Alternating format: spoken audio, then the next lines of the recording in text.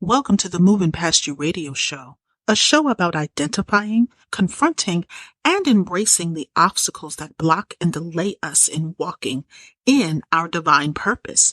Each week, we delve into the complexities and rewards of walking in your purpose. Now, here's your host, Juanita Gaynor. Hello, everyone. I remember to take it off of mute this time. The last time I did, and I was so excited to talk to you and talk to everyone. But it is the 15th. I'm so excited.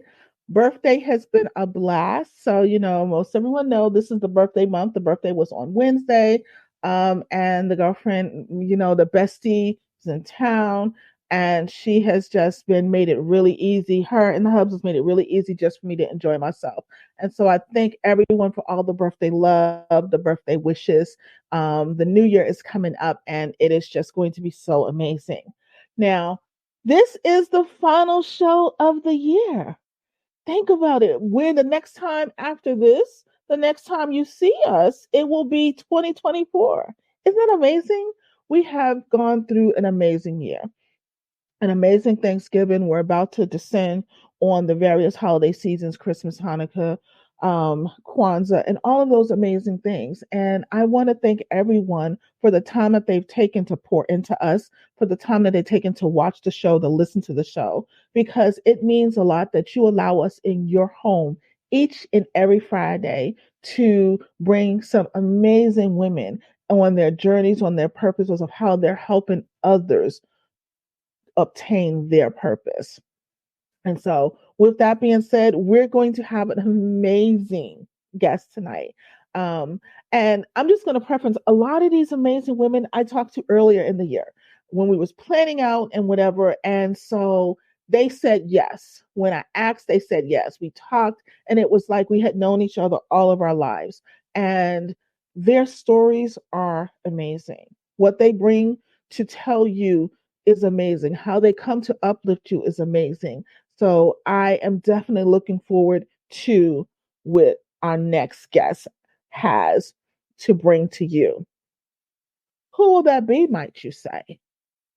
So we are going to have Miss Kris Ashley. She's a coach, author, speaker, and tonight we're going to be talking about change your mind to change your reality.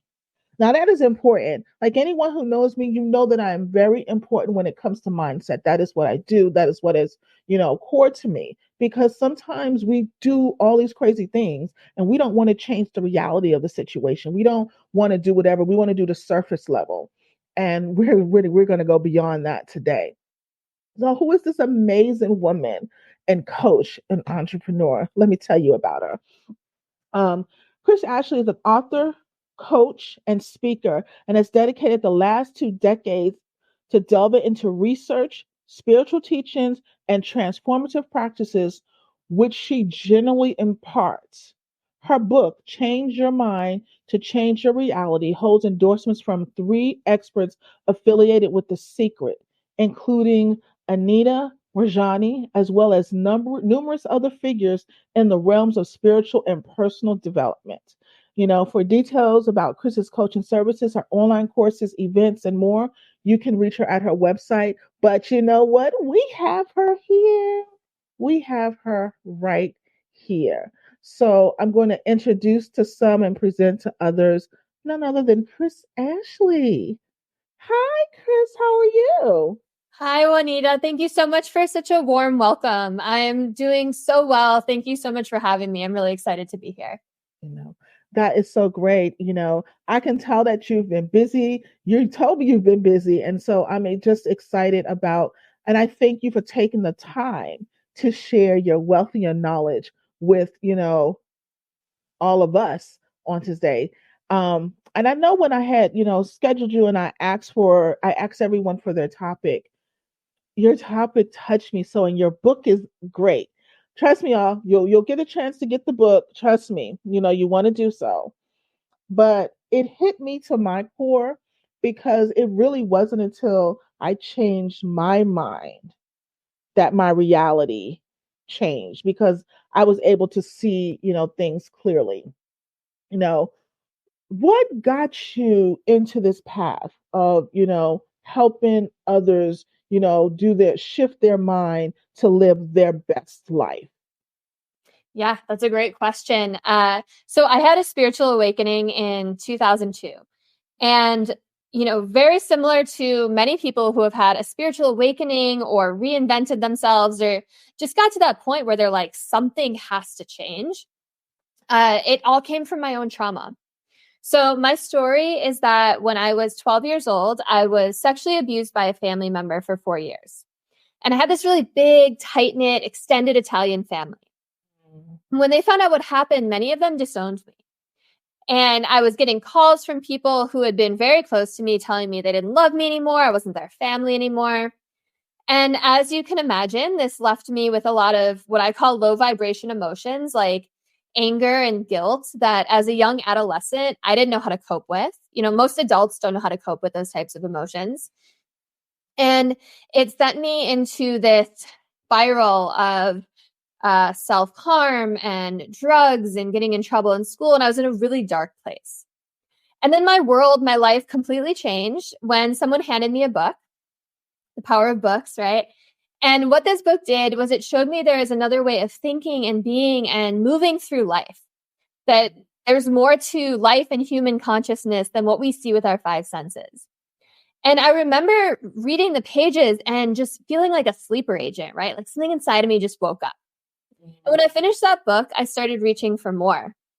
And I just became insatiable. I was devouring every metaphysical, spiritual, new age, personal development book I could get my hands on. I started attending retreats. I found all of these teachers to study under.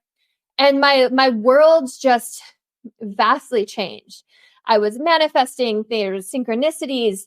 Everything was falling into place. But then the other part of my story is that I was changing my mind and getting better. My mother started to get worse because she didn't have these books and all these healing modalities I was doing and all these teachers. And her family had been ripped down the seams. And it started to present as physical illness for her. She got very sick with some serious illnesses like cancer and hepatitis, but also these really bizarre afflictions that her doctors had no explanation for. Mm-hmm.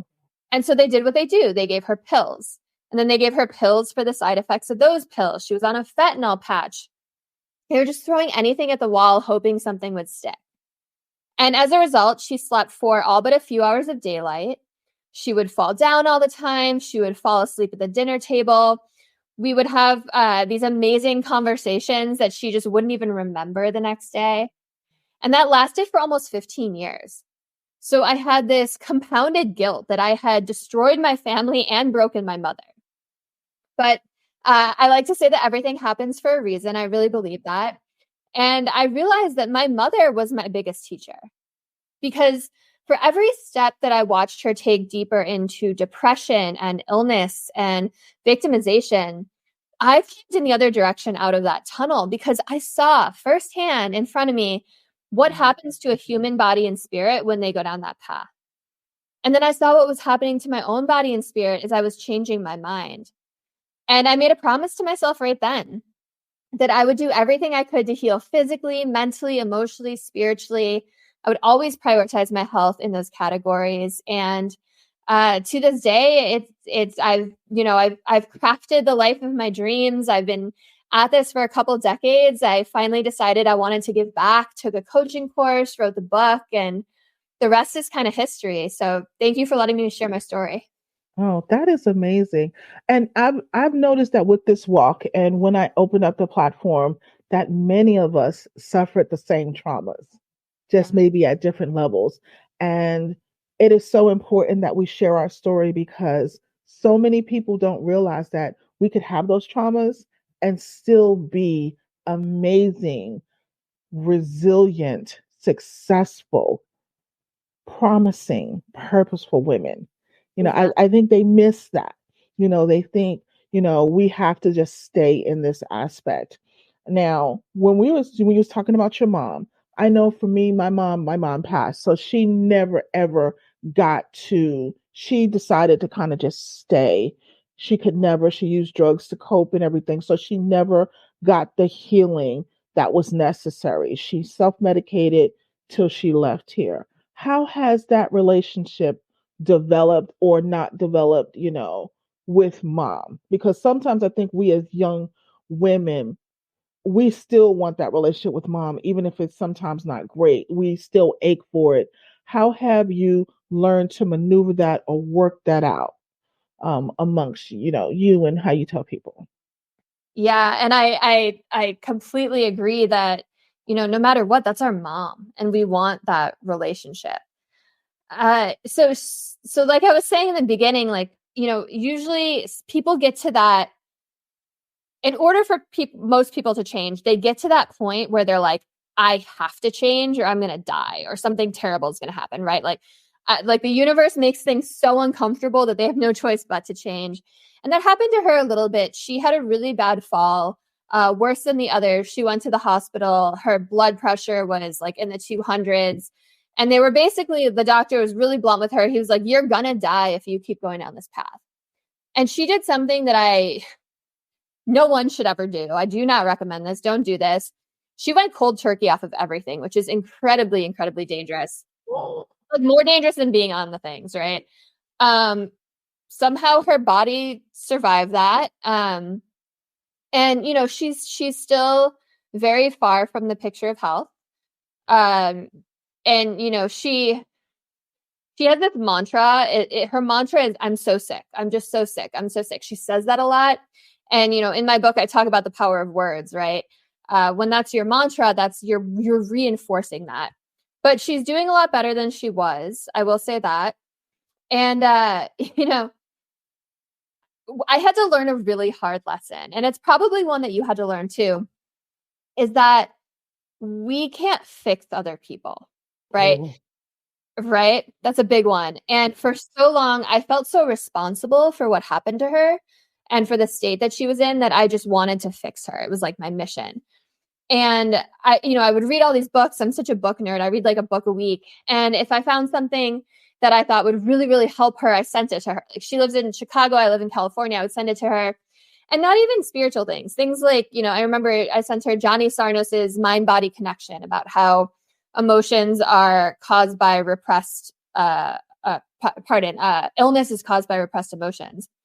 And she would just get so offended that I would send her these books. To me, I was like, I was doing it out of love. I was trying to help her. Like, hey, this helped me. I think this will help you. But to her, it was like, whoa, you're pushing your beliefs on me. You're saying that you know better than me. And she really got angry. She took offense to it. And so I thought, if I write a book, she's going to read it. So my book's dedicated to her. Part of the reason for writing it, there were many reasons for writing it, but part of it was for her. And she did read the book a couple times and she started doing some of the exercises in it. And it has really helped her. I've seen a difference. So, we're still navigating the relationship, but she's in a much better place than she was even like 6 years ago. That's good. That's good.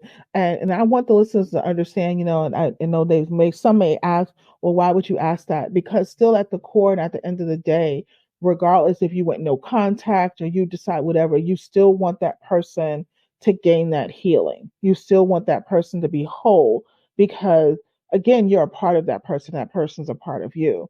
And for some people, I know for me, it helped with being able to move forward. I know she can't do any better. I wanted her to do better. And it wasn't my fault that she didn't. Yeah. And that helped with the healing. And so I want people to know that it is okay for you to want the people around you that may have contributed or didn't, ignored you. You want them to do better. You want them to be whole as well. Because, we're people. We have to communicate, walk around, and do things and connect with one another. Yeah, that's so important. And I'm a big believer in forgiveness. I have a whole chapter on it in my book. And I've even forgiven every single family member. I've forgiven the person who assaulted me. I've forgiven all the people who wrote those letters and sent those voicemails because forgiveness isn't about them, it's for you. And there's so many people out there that are like, what so and so did to me is never forgivable. But yes, it is. everything is forgivable because it's not for the other person. Like there's that great Buddhist quote that holding on to anger is like holding onto a hot coal with the intention of throwing it at someone else. You're the one who gets burned, right? So, and this isn't about excusing anyone's behaviors. It's so that you can release your anger and your sadness and your shame, your humiliation, your rage, whatever it is, so that you don't have to carry it around with you anymore. Because all that stuff is poison, and poison is only going to hurt you. So, and to go off of what you were saying, I think a big part of forgiveness is understanding that, you might need to be the bigger person, right? And not expecting that other person to rise up to meet you at that level. Sometimes it's just that you've stepped into that, you've taken the higher road, you've stepped into that path, and then you have that boundary, right? Forgiveness and boundaries are two different things too, right? You never have to talk to the person again to forgive them. So I appreciate what you said. Yeah. And I think that's what people don't understand. And I do want you maybe to expound a little bit more on that, because I think they feel that I've forgiven that person and I have to bring them back into my life. And that's not the case. There is boundaries, there's things or whatever.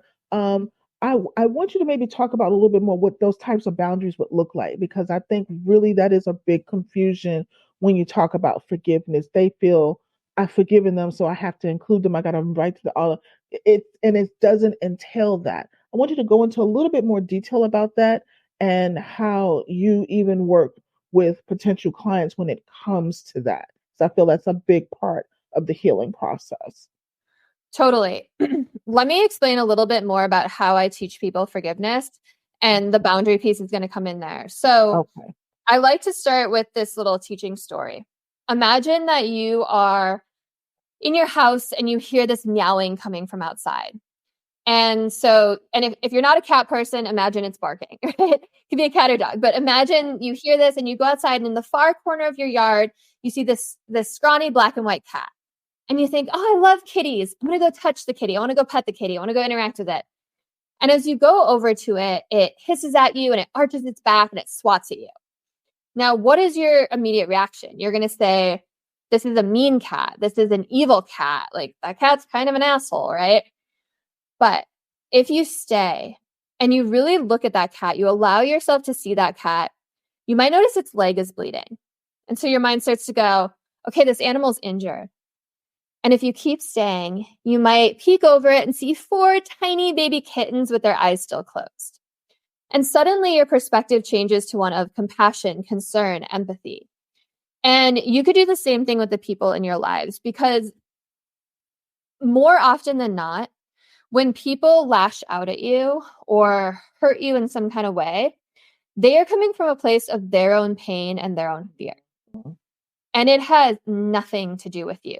Most people aren't out there, unless they have like serious mental issues or, but most people in the world are not out there trying to actively hurt you or create chaos or havoc in your life.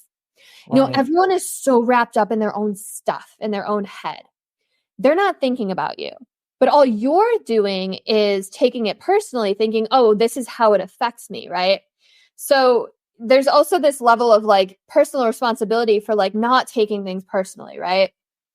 There's this, one of my favorite poems is called On the Day You Read This by Lane Thomas. And there's this line in there I love that says, no one's really judging you when you walk into a room. And all they really want to know is if you're judging them. And that's so powerful, right? Because everyone is just so concerned with their own stuff. Now, the way that I teach people to forgive is, we tend to turn people who we've perceived to have done us wrong into monsters in our minds, because it's easier for us to hate them that way, right? So we run everything they've ever said and done through this filter, where we can only see the evil, right? And everything has had this terrible intention and maliciousness behind it. Wow. Now, if you can learn to see these monsters as different kind of beings, as teachers, you will always be growing. And the ability to do this will completely change your life. Because when someone is your teacher, you are always learning and growing. So there's 2 ways to turn monsters into teachers. The first way is to think about positive attributes this person has, right? What are some ways they've helped you? What are some things about them that you admire? You know, chances are there's something you have admired, and they're not this like purely evil entity that your lack of forgiveness wants you to believe. Right. Everyone has different sides to them. What do the people who love them see in them? Right? Chances are they see a very different person than you see. And unfortunately, the side of someone that you see is what you're going to keep getting, right? Yeah. What good have they done for the world? What good have they done for other people? So if you're like, okay, if you're thinking about your monster right now and you're like this person is the worst person in the world, no one loves them, they're worse than Hitler himself. Like, okay, there's another way to turn a monster into a teacher. And that is to realize ways that they've helped you grow. And maybe that is showing you how you want to treat other people or how you don't want to treat other people. Yeah. Maybe it's helping you set up boundaries. Maybe it's helping you step into your power. Like, chances are you've learned something from your encounters with them, or you would learn if you could just let go of your anger and hate, right? So the idea of boundaries is just understanding all of these things, seeing them for the teachers that they are, sending them love, right? And you don't have to talk to them ever again. Right. You know, just because they don't need to be a part of your life. But you're letting go of that emotion attached to it. Right? You're not going to be triggered if you see them. You're not going to be triggered if someone brings up their name. But you know, they don't need to be in your life because they're not going to add anything to your life, right? Right. But you can forgive them and do all this inner work yourself. Yeah. And thank you, because that reinforces something that I'm a firm believer of. When I went through my own healing challenge, I stopped saying that I had bad relationships. Mm. I started saying that I had relationships that taught me something. It taught me something that I wanted or I didn't want. So for me, a relationship, it was either a lesson, a blessing, or it was both. Yeah. And so therefore it was like, it was either going to teach me what I didn't want to be, how I didn't want to be treated, who I didn't want to be around, or it blessed me to go to another level. And I was telling someone, and it was like, oh my God, but that was such a bad experience. I was like, but it was a blessing, because I realized that if I didn't heal, that's where I was going to end up. Yeah. That person is just whatever. So thank you for emphasizing that, because again, a lot of people struggle with that in their process, because I think that's what hinders them from really doing the mindset change so that they can operate in their optimal reality when it comes to doing other things to move them into their purpose, whatever. And I just want to say, like, I love what you said. And, you know, every heartbreak we go through, every challenge, every adversity has this hidden Easter egg inside of it. And if you can discover it, tremendous healing, leveling up, and growth takes place, right? Like, life is happening for you, not to you. Right. And if you could see challenges as opportunities to learn and grow, then you're going to thrive. Your life is not going to be the same. You're going to be a thriver and a survivor rather than a victim. Okay, yes. And so this is also something that I have to ask everybody this year. I feel that we're on the inside of COVID, meaning it's going to be with us. It's, you know, what I call endemic is going to be around, but with COVID happening and the lockdown and things happening, how have you noticed that there may be had been a shift in your clients or your potential clients? Like, what was some of the things that you saw come from that? You know, I think a lot of good came from it. I said all good came from it. But how has that helped you maybe tweak or identify other ways to help your base and the people that you work with? Yeah, that's a really interesting question. I kept saying that during COVID. I was like, I think this is all going to happen for a good reason, right? Like, because again, that's how I feel about life, right? Everything happens for a good reason. So I do think a lot of good came out of it.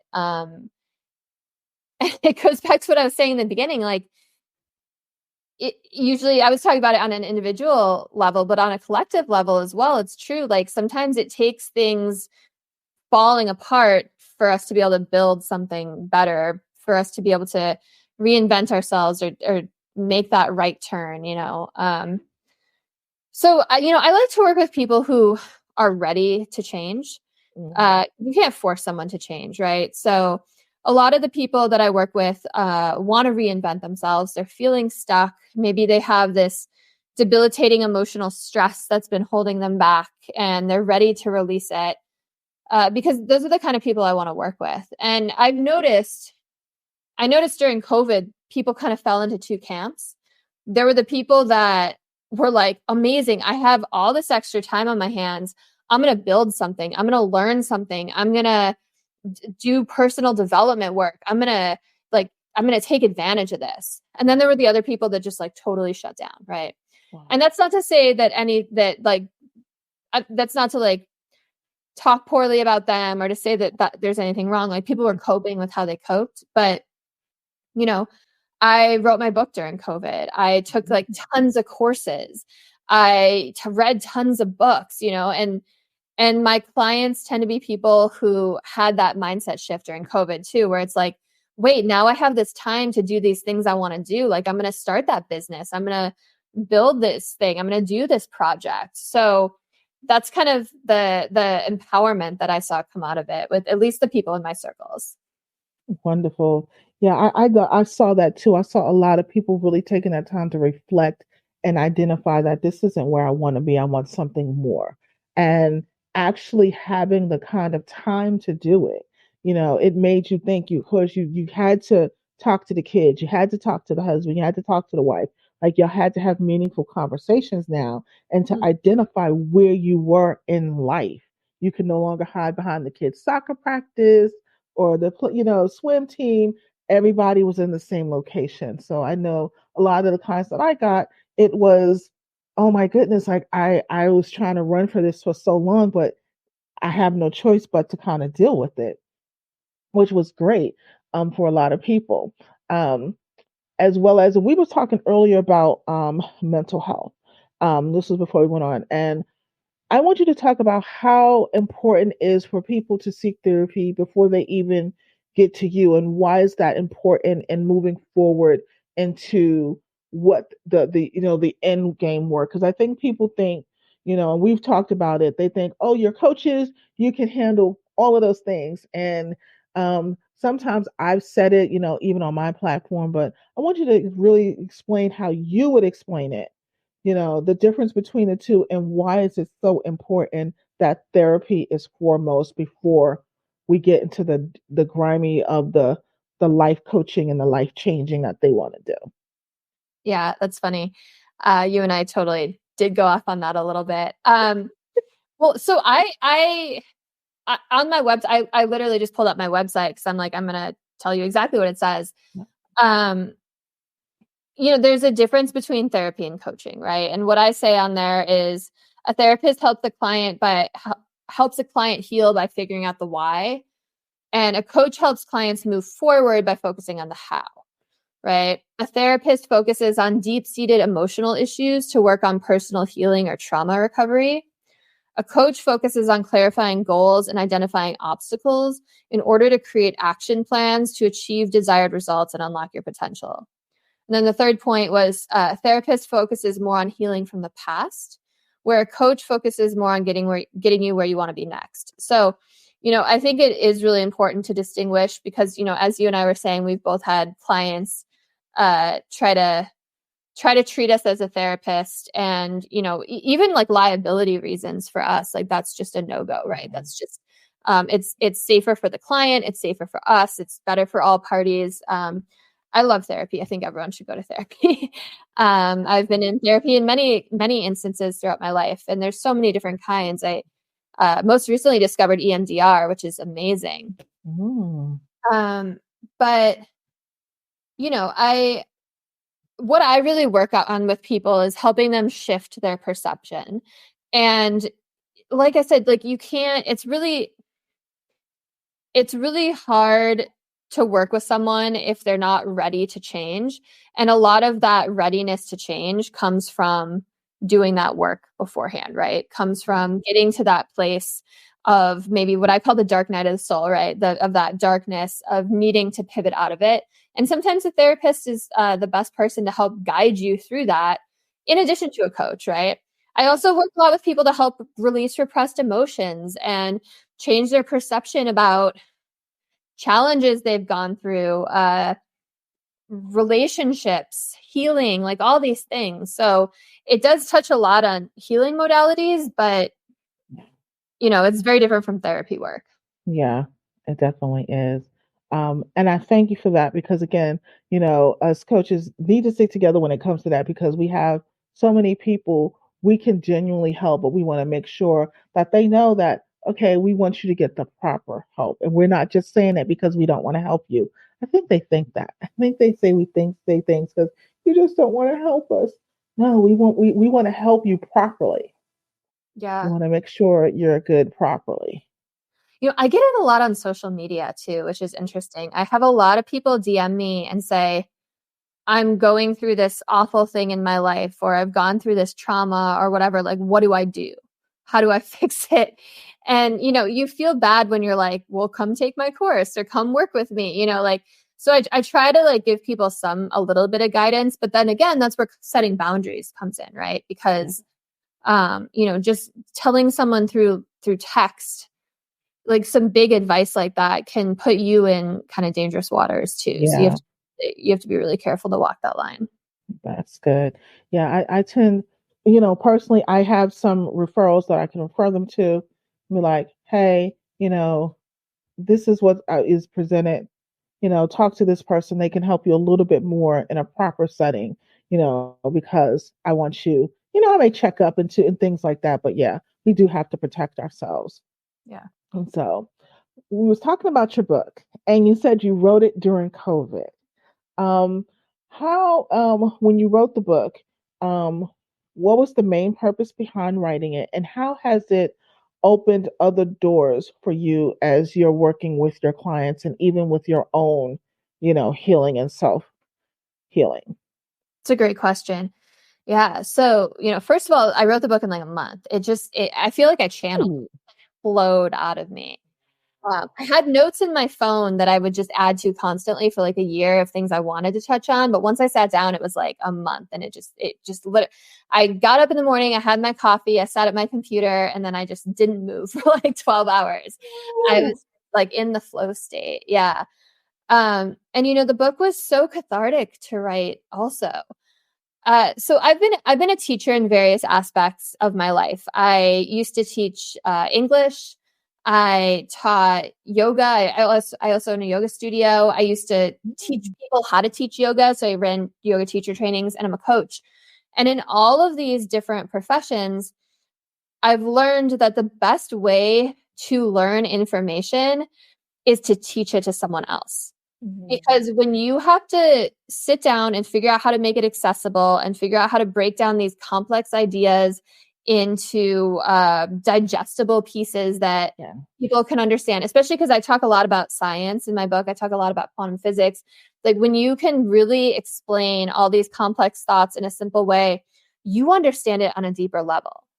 And it also made me have so much more, I guess, just gratitude and respect for the teachers that lit the path before me, the teachers that inspired me that I learned from, and from my own lived experiences. So I got so much out of it. And like I said, it was so cathartic to write as well. So, and I also said earlier, I also wrote it in part for my mom, but all of these things, it was 2 decades culmination of work, right?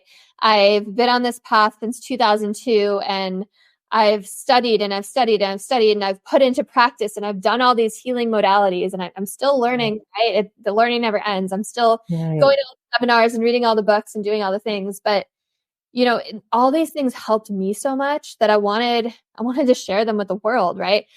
And I think a lot of people out there aren't on this crazy quest for knowledge like I am. They're not reading a book a week.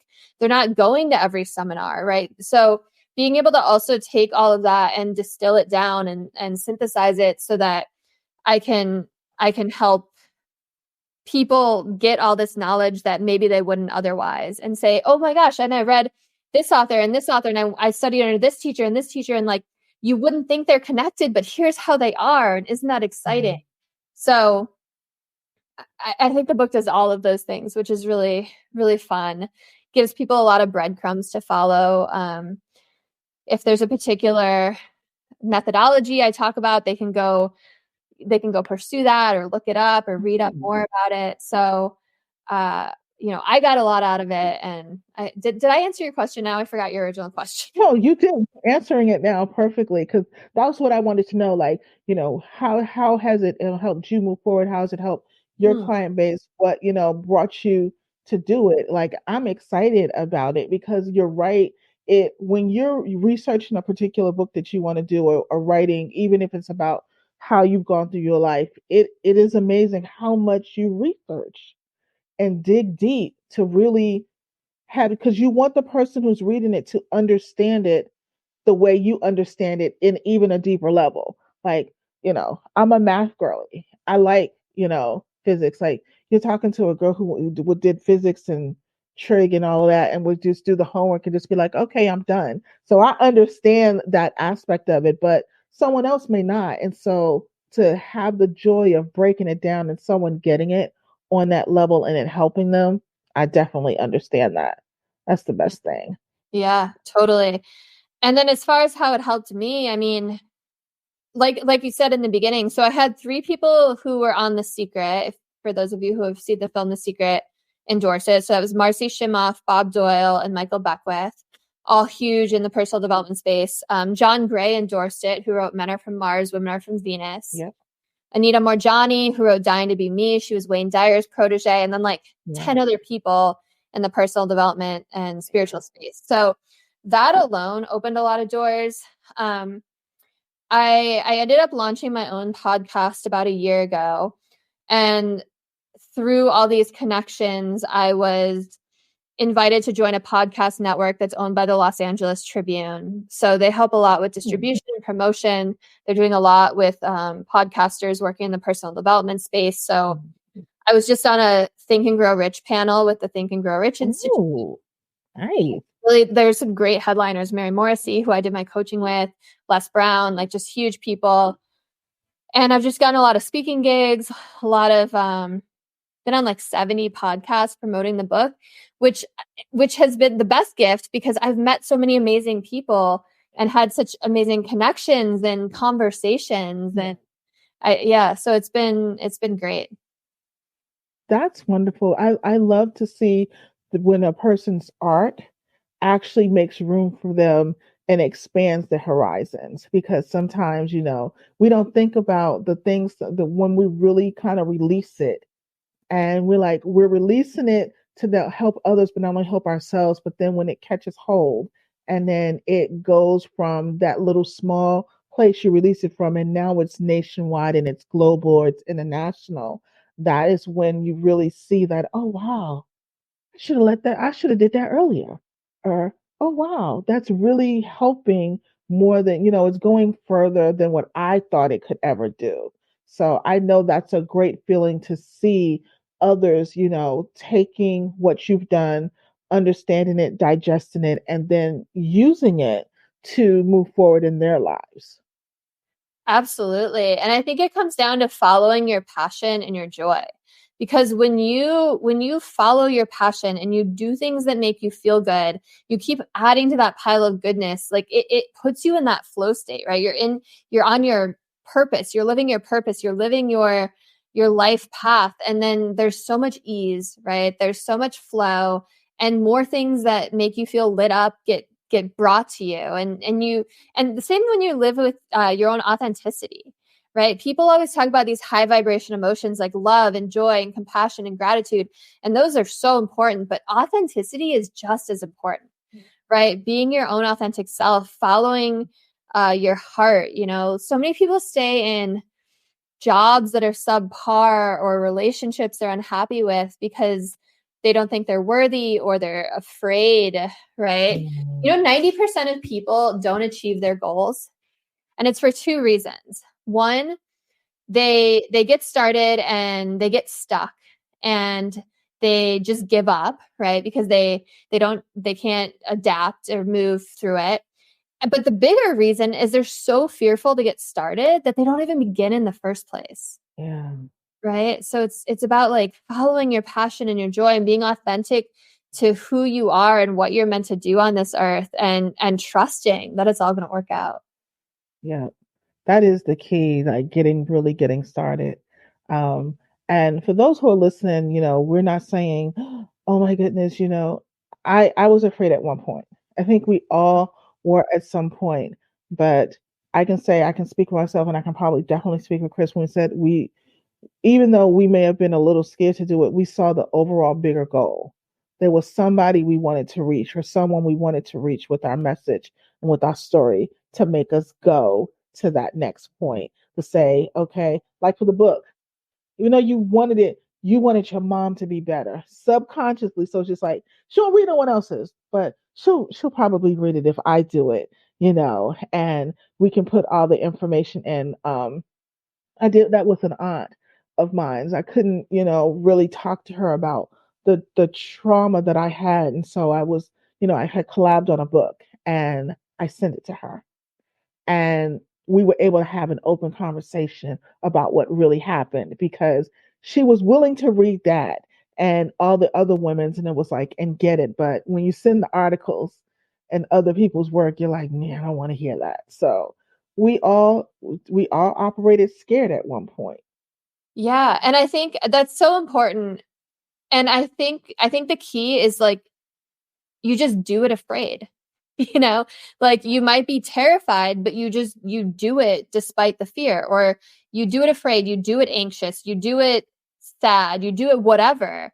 And growth happens when you step outside of your comfort zone. Right? There's that old saying, like, the comfort zone is where dreams go to die. Like, you have to get out of your comfort zone to grow. If you take nothing else from this episode, take that. And you do it afraid. And if you fail forward. You learn the lesson and you try something else, right? Yeah.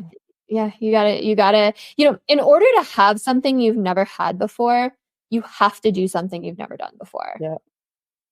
Simple as that.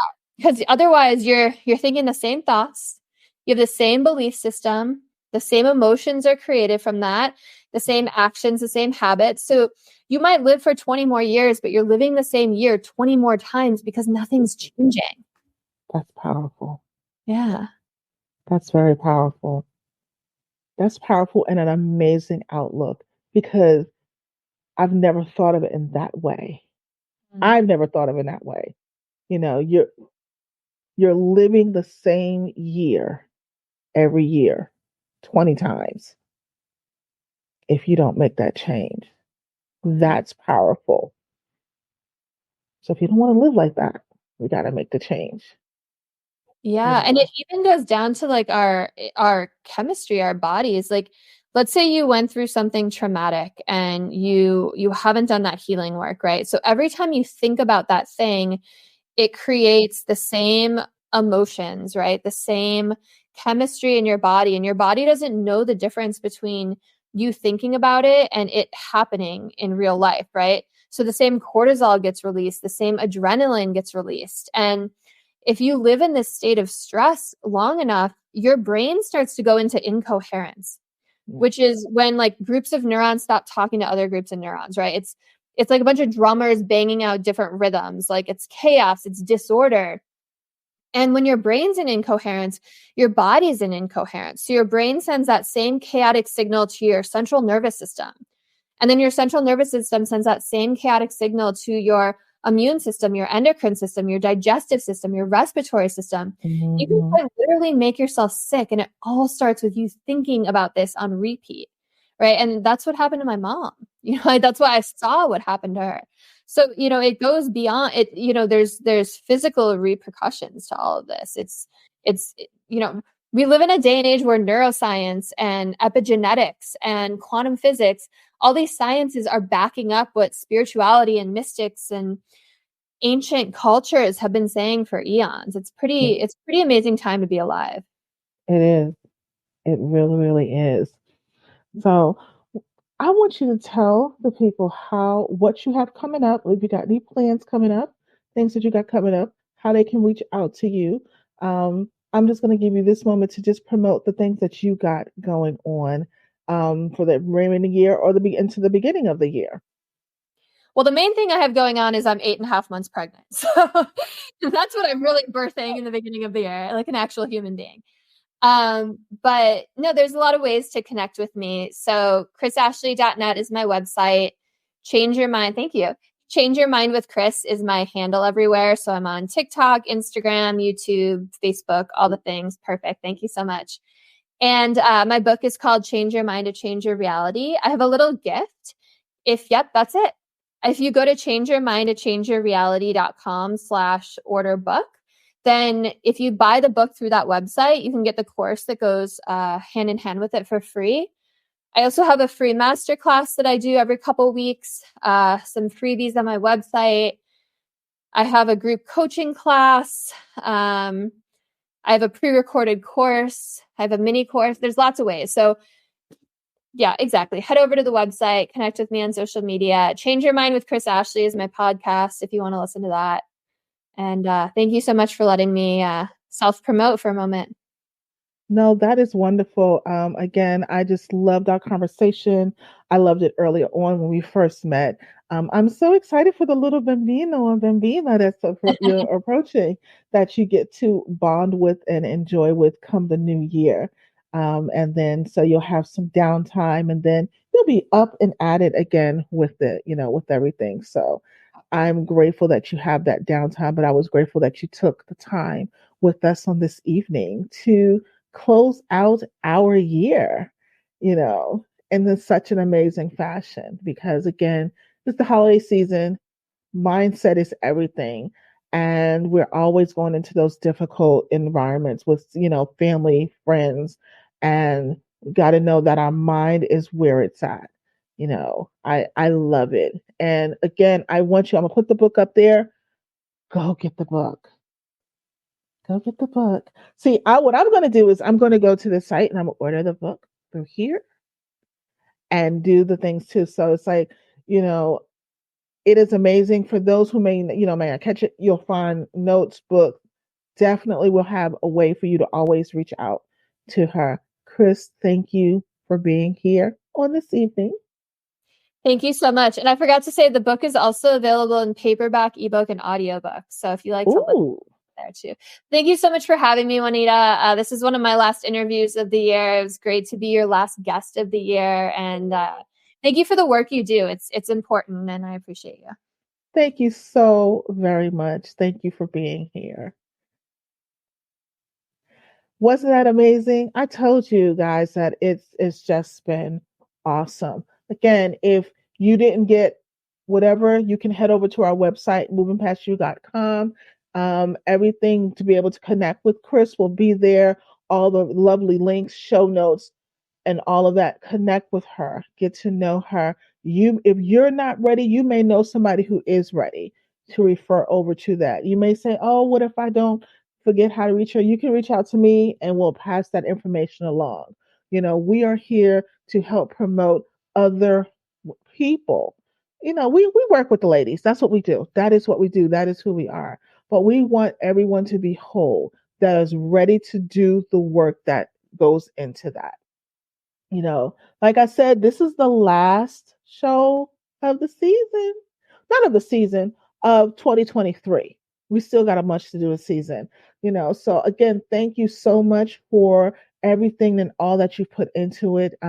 We will be back on the first week of January. We are taking our Christmas and New Year break.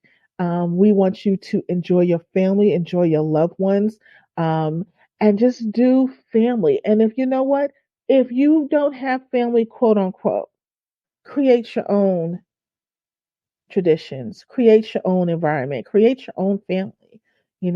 For those who know me or follow me, this is the first time in maybe almost 20 years that I am actually putting up a Christmas tree and I am actually decorating this year. A year or so I did some decoration, but I am really going all out this year and it will be done by tomorrow. So I'll share pictures, whatever. But I'm I am in a great space. And I've decided that I'm going to let that show with those decorations of the holiday season because, again, I'm creating something new, and whether it's small, you may do a small tree, whatever it is, create that new tradition so that you can go forth and be healed. Again, thank you so much. Thank you so much for being here. Have a wonderful, wonderful evening, and we will see you in the new year. Have a great one. Thanks for joining us this week on the Moving Past You radio show. Make sure to visit our website at www.movingpastyou.com, where you can subscribe to the show on iTunes. If you found value in the show, rate us on iTunes or simply tell a friend about the show. And be sure to tune in next Friday for our next episode. And remember to always be kind in your word, your thought, and in your deed. Be blessed.